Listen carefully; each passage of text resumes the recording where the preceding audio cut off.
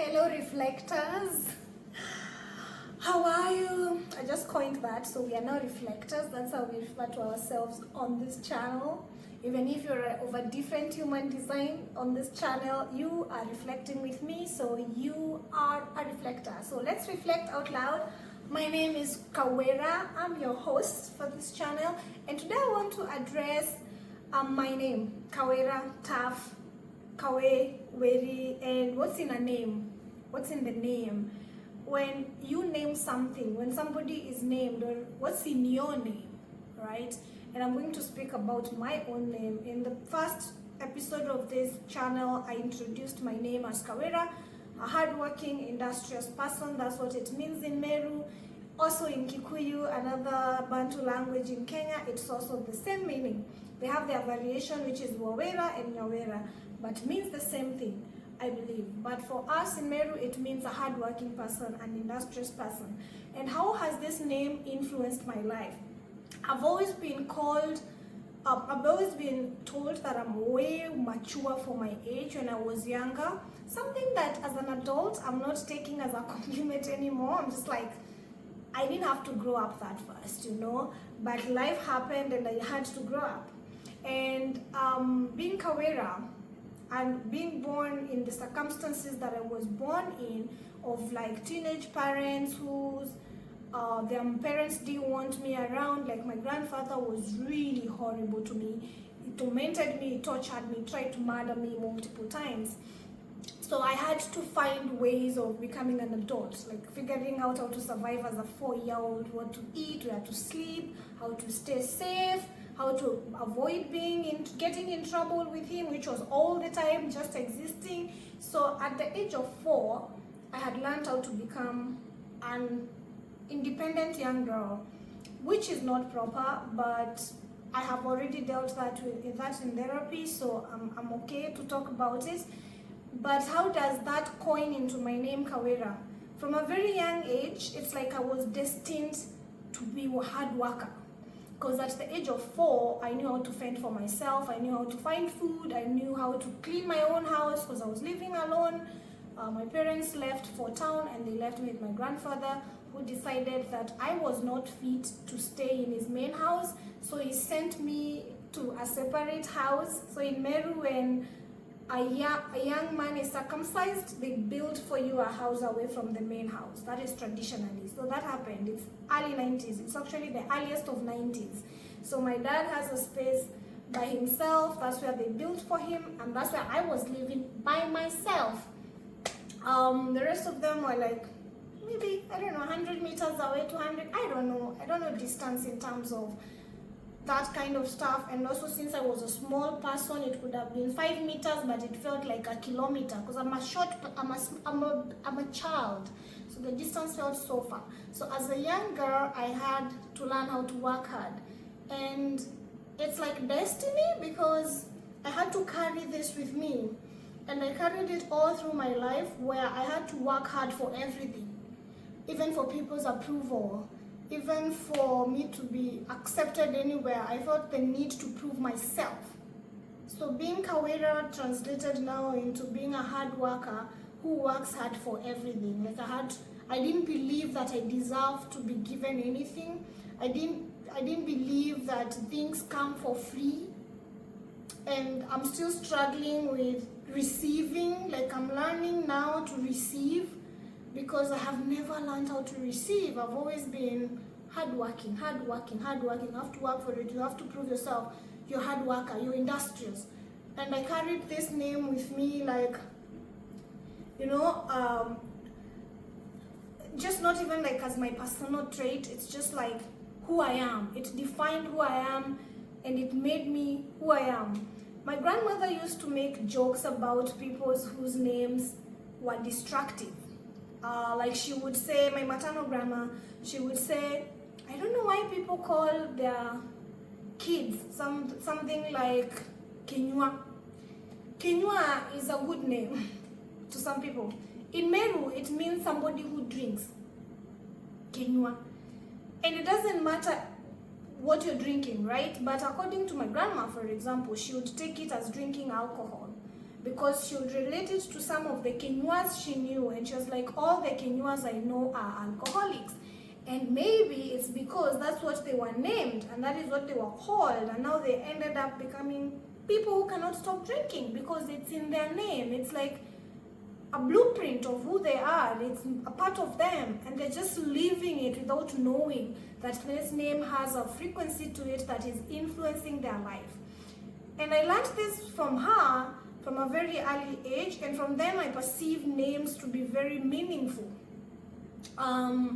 When my friends were calling me Taff in uni, this is a personality that I had developed. I came to learn this in therapy with my therapist. You can watch the video on Taff, an older channel of mine. I did a video with my therapist back in the day, and we were discussing how my childhood traumas had influenced me enough to get so many tattoos, because I have so many of them. And one of the things that I learned during my therapy sessions was that Taff, the name Taff, because that was another question she asked me. She was like, why would you be called Taff? Why is your channel called Taff? Why do you have Taff here? Because this was like my second tattoo. Why would people call you Taff? And I described to her that the people who would care to explain to me why they called me Taff, somebody would say, well, nothing shakes you. You seem to like know how to get through whatever, which is true, because I have been through whatever. I've been through everything. I've been through pain. Imagine being drowned as a 3-year-old, you know, my grandma throwing me in a pit latrine full of water and expecting me to die, which I think I did, burning me. I have like scars all over from the torture, being hanged, crucified on a tree overnight. All these things happening to me as a child built Taff to a point that when I had to live alone, when I had to step away now from my family and go to university and exist out there with strangers on my own, that's the personality that came to life, the protective one. I needed to protect myself. And when I reflect back on it again, I see that in that season, I used to fight feelings so much. I'm a very sensitive person. Like, I'm really, really sensitive to the point that if I go, and I didn't know what was happening to me, but even as a child, I would avoid going to like funerals and hospital spaces because everybody's energy would affect me, and then I would be sobbing for like a week. 1 week later, I'm still sobbing because people's energy is just like overwhelming, and I didn't know this. And because my subconscious was aware of it, I was behaving in ways that would push people away, ways that would not allow anybody to be close enough for their energy to influence me. So I would end up being rude, being arrogant, saying things that are mean to people so that they stay away from me, to put a face of that I'm a tough person. I'm not a feely person. I don't feel. I had to suppress my feelings, bury them so deep so that I learned to survive. And I'm grateful for that version of me. She survived. She needed it. She needed that personality. She needed to be tough. I needed to become tough for me to go through life in that phase. I don't know what I would have become had I not become tough, but tough was necessary. And even the name coming with the personality was necessary. This is not a multiple personality disorder. This is evolution. This is how I perceive my life as an evolving vessel, as an evolving soul on a journey. So when I was tough, I was that protective person. I'm protecting myself. I don't feel, you can't break my heart. You can't make me feel horrible and all those things. But it's a facade. It's not real. It's just a protective gear. So Taff was a lifetime of her own, and she did well, and I'm so proud of her. And if you're going through a phase in your life when you have to survive and you feel like you're becoming somebody that you don't recognize, I totally understand it. It's because sometimes when you go through a lot of pain, naturally, even your brain, your subconscious tries to protect you, and it can do that by building another personality on top of the soft personality, so that this tougher personality can protect the soft one from all the harshness on this planet. Because sometimes this planet can be so harsh, like it's not possible for even human brain to process how some people can be so evil, how some people can subject you to some things that you would never imagine of yourself subjecting anybody else to. So like for me, being tough, I feel was necessary. She got me through a lot. She helped me survive both in personal life, in corporate, in socializing. The people that I hurt without knowing, when I was in that phase, I really apologize. Like if they ever encounter this video and you feel like you hate me, or like I did something to you that hurt you and I didn't acknowledge it, I sincerely apologize from the deepest part of my heart. I was unconscious. I was living in survival, and Taff was the only way I could survive. And I know in that state I could have done things, said things to people with not intention of hurting them, but with the intention of protecting myself. And as a result, this could have hurt some people. So as I reflect out loud, please forgive me. If you met a version of me that caused you pain, that said things that made you question yourself, your beliefs, that made you, feel smaller, I'm really, really sorry. That is not who I am. That is not who I aspire to be, and that was not necessary to hurt you. It was just what I was doing at that moment with the knowledge that I had, and with the level of evolution I was at in terms of becoming who I am becoming, in terms of becoming the highest version of myself, and you met that version of me. So on behalf of Taff, I apologize. Kawy was a high school girl. I was very sick. Kawy was a sick girl. Like I remember, I don't know how people remember high school, but I remember my high school as a very sickly time, because I went through all the horrible sickness experiences I can think of. I got admitted for the first and only time ever in high school. I was in ICU. God damn, my stomach refused to digest IBS. IBS is irritable bowel syndrome. It's apparently connected to psychology, where when you go through a lot of childhood trauma, a lot of people who go through childhood trauma will have these kind of conditions like irritable bowel syndrome, which I had, endometriosis, which I was diagnosed with later around 2021, but that time we didn't know what was going on. But I just remember my periods were horrible. Every month I was in the sick bay. I could not eat and enjoy the food like my age mates. A lot of my schoolmates would go from closing day, go enjoy junk food. It's like a culture in high school in Kenya for boarding school, public school, private, who have access to commuting home by themselves or taking themselves to school on closing day. They will go commute together, eat all these foods together. When we go for functions, people would just eat junk. I didn't have that luxury. I didn't. I was so scared of eating anything because my stomach would not stand anything. To a point that even in family get-togethers, it became very uncomfortable because my relatives would be like, can she eat that? Can she eat that? And when everybody is looking at you like you're the sickly girl, it sucks. And everyone is watching out for you. My sister was constantly checking if I'm about to pass out.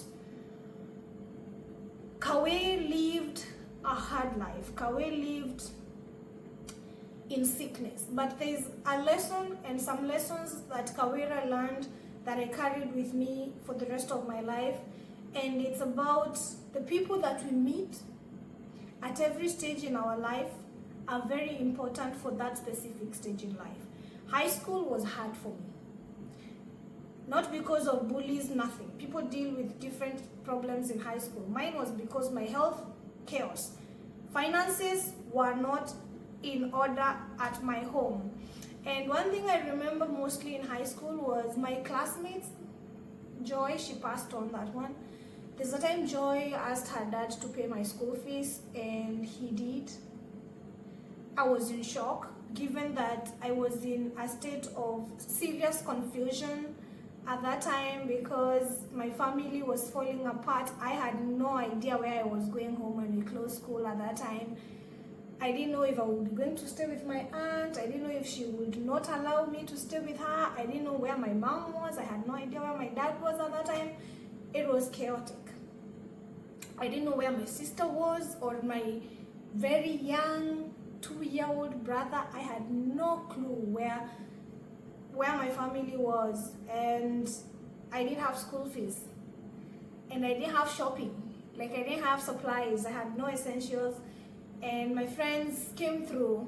I would love to mention their names as a way of saying thank you, but I don't know where they are, but they know themselves. I'm so grateful. I will never forget those acts of kindness. To them, they were just like very basic things because they would get all the toiletries and all the supplies in bulk when coming back to school. But to me, they changed my life. They made high school more tolerable.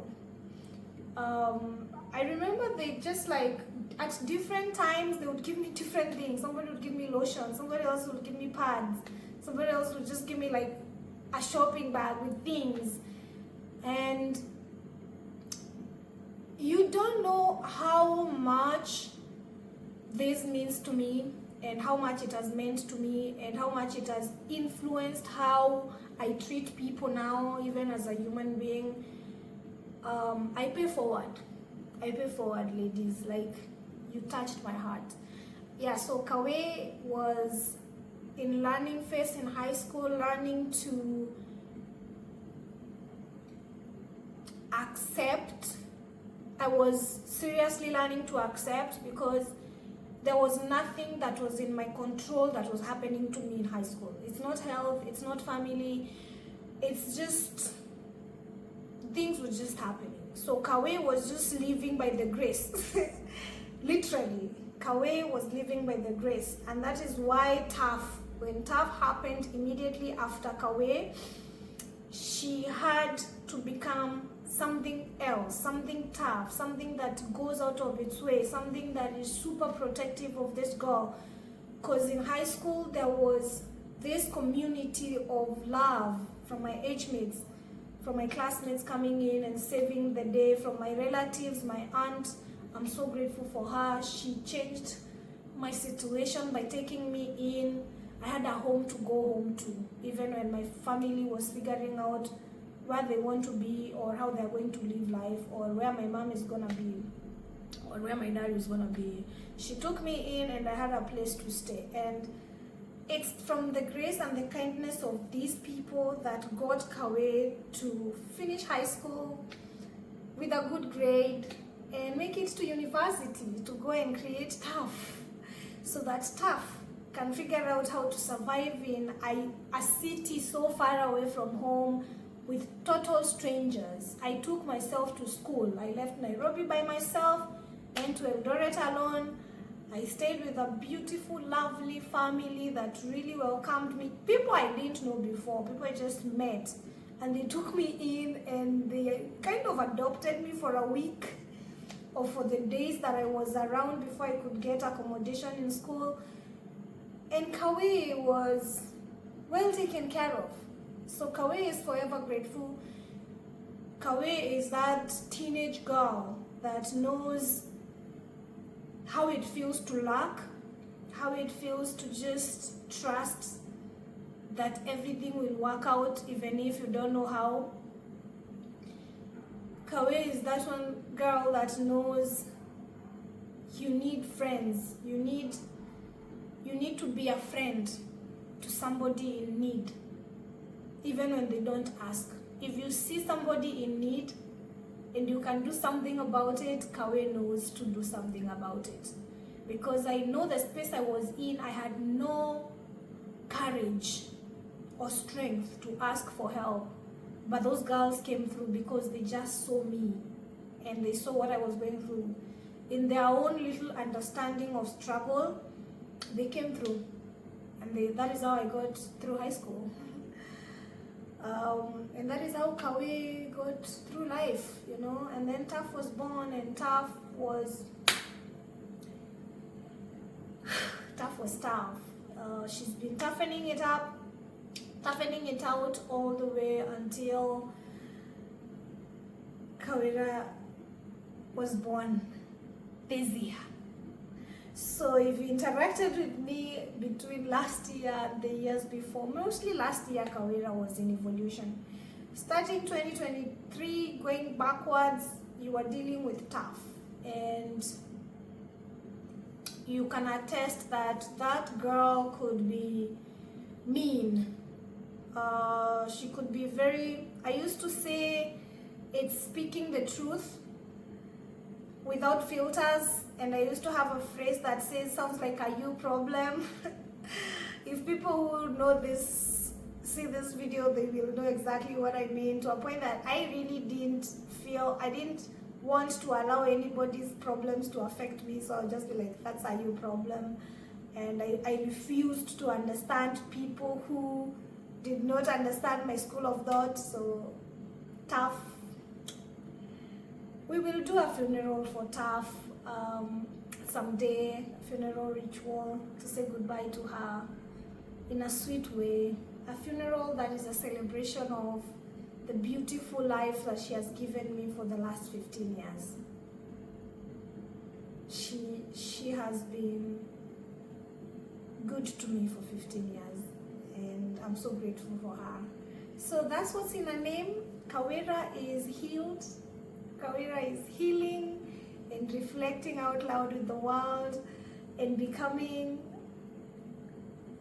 the reflector she's meant to be, the teacher, the guide, the healer that she's supposed to become. But all this evolution was necessary. All those versions of me were necessary for me to get here, to be able to share this openly with you without crying, without breaking down and shutting down cameras, without shame, without fear of judgment, without thinking, what if the people that I am referencing on this camera see this video? I hope they do, because I would really hope that this version of me makes up for any pain that other versions of myself have caused in this lifetime. So yeah, let's keep reflecting out loud. That was what's in her name. What's your name? What does it mean? What's the name that you feel you would like to be called, to identify with? Would you like to change your name? Would you like to redefine your name? Because you can wake up and choose to redefine your name. You can decide to redefine yourself. What's in a name? When I'm speaking to business owners, like consulting on branding and storytelling, I start off with what's your name and why did you choose that name? And I like to understand deeply how people come up with their brand names, because that's where the story starts. The story begins the moment you have the name. What's in a name? So let's chat about that. Let's reflect out loud on that. If you'd like to share, you can share. If you would like to send it to me, send me your story on my email, kawira@weril.co.ke. I always share my email address so that you can share your stories with me if you'd like. If you'd like us to brainstorm around your new name, your brand name, if you're building a brand and you're wondering the kind of name you'd like to, attach to your brand, remember it carries a lot of weight, it carries a lot of energy. I know numerologists believe in every letter having a frequency value and the entire name having a full value. And I remember when in high school, some people would say the name attitude is 100% or something. Gratitude, the name gratitude totals to 100. So when you're grateful, we're in a state of gratitude, you're in a state of 100% vibration frequency, which is the optimal apparently, in that scale of 100% of a percentage. And I don't know how true that is, but it sounds about right to me. It's the same reason I gave my brother Munene the name, because Munene means a leader. Munene means magnified, awesome, greatness. Yeah, so what's in your name? What's in your brand name? What's the meaning of the brands that you love? What do their names mean? Yeah, let's reflect on names. And that is the story of Kawira, Kawy, and Taff. Those are the 3 names that we have addressed here, and we will not revisit them again. So if they are referenced in any other of the videos going forward and you want to revisit and understand where they come from, come to video number 2. This is video number 2, and then you will understand. Always ask what's in a name, then come back and check it out. See you soon to reflect out loud more.